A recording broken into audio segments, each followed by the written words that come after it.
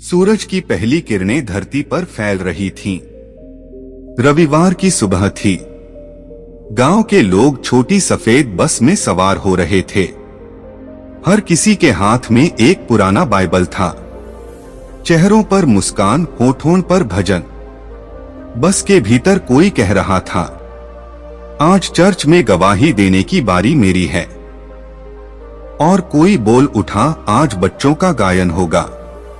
वो बस केवल लोगों से नहीं बल्कि विश्वास से भरी थी। लेकिन कुछ दूर ही सड़क के किनारे कुछ लोग खड़े थे, हाथों में लाठी डंडे और चेहरों पर नफरत। वे इंतजार कर रहे थे उस बस के आने का। बस गांव के मोड़ पर पहुंची ही थी कि अचानक रास्ता रोक लिया गया। एक आदमी चिल्लाया, रुको, ये बस कहां जा रही है? ड्राइवर ने कहा, चर्च की सभा के लिए जा रहे हैं। बस इतना सुनते ही भीड़ ने बस पर हमला बोल दिया। कांच टूटने की आवाज, चीखें, रोने की पुकारें। महिलाएं बच्चों को सीने से चिपकाए। पुरुष दरवाजे बचाने की कोशिश में जुटे। क्यों मार रहे हो हमें? हम तो बस प्रार्थना करने जा रहे थे। पर जवाब था, यह देश तुम्हारे यीशु का नहीं। एक युवक रवि बस के बीचों बीच खड़ा था। उसकी मां घायल थी, पिता का माथा फटा हुआ। वो भीड़ को देख चिल्लाया, हम तुमसे नफरत नहीं करते, हम तुम्हारे लिए भी प्रार्थना करते हैं। पर जवाब में एक डंडा उसके कंधे पर पड़ा। वो गिर पड़ा, पर उसके होठों से निकला, यीशु इन्हें क्षमा कर।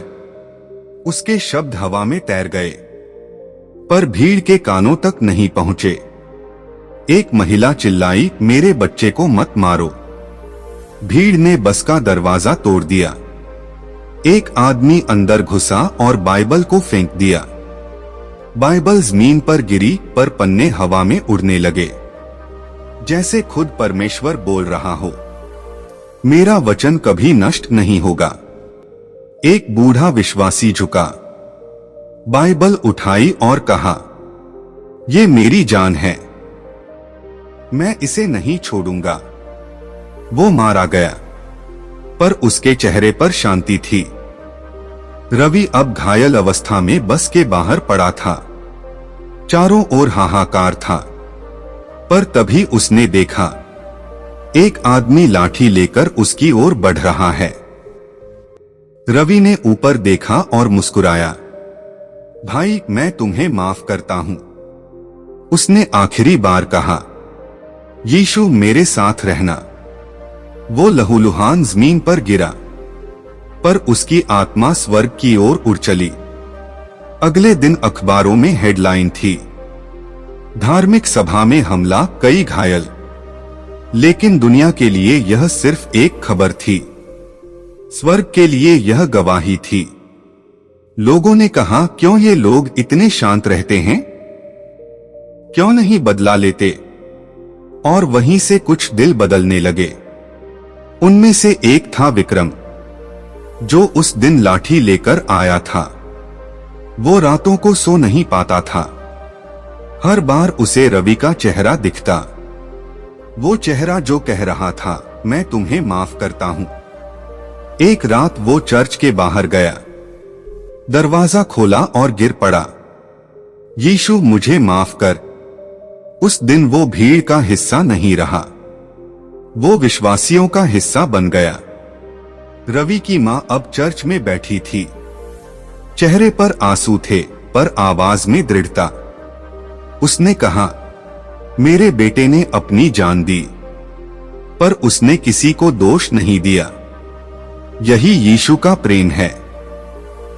वहां बैठे लोग रोने लगे, क्योंकि उन्होंने पहली बार सच्चा ईसाई प्रेम देखा था, जो प्रतिशोध नहीं, क्षमा सिखाता है।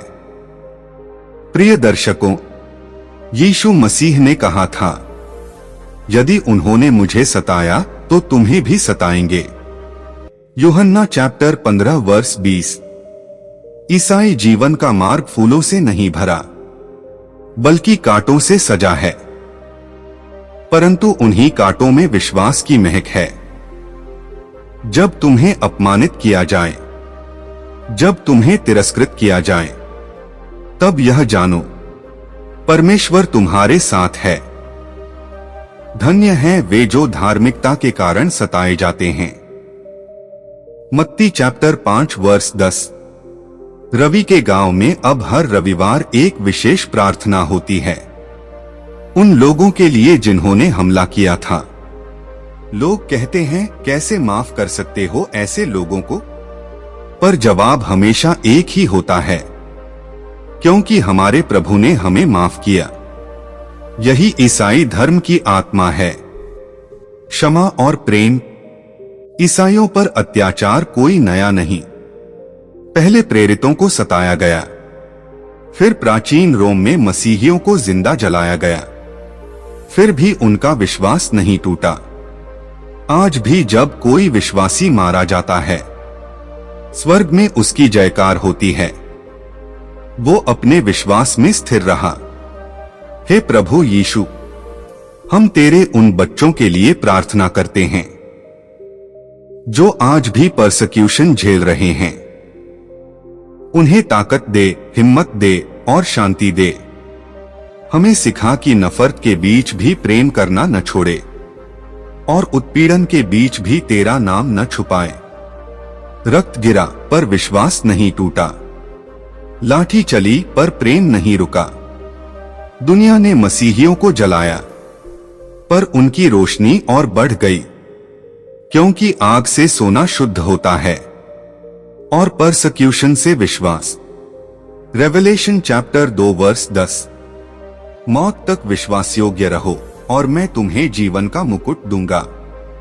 यह कहानी याद दिलाती है कि जब दुनिया नफरत से भरी होती है, तब परमेश्वर अपने प्रेम से इतिहास लिखता है।